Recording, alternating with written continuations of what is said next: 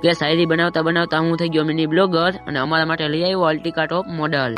તો ઘણાને ના સમજાણું ને આપણી આ નાનકડી શાયરીમાં, તો આખો વિડીયો જોજો એટલે સમજાય ને ખબર પડી યાર. તો વેલકમ ટુ માય બ્લોગ. જય દ્વારકાધીશ, જય વડવાળા. ઉભા તા બજારે ને આવી ગયો ગાડી લઈને. આ ભાઈ ઈ તો જો ટોપી વોપી ચડાવીને આવે, એને પણ મોલે મોલો દીધી આવવા જ દે. અને ગાડીમાંથી નેઠો ના આવતો ઘોડી ચડાવીને તો મોબાઈલમાં જોવા માંડ્યો. ખબર છે આઈફોન હે.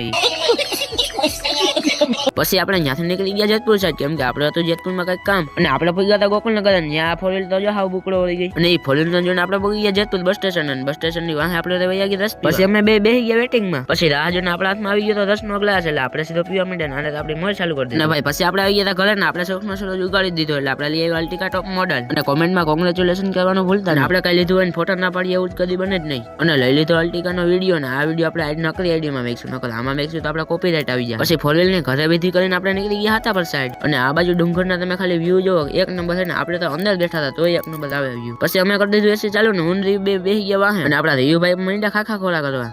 અને પછી ગાડીમાં મોજ મજા કરીને આપણે પહોંચી ગયા હતા પર.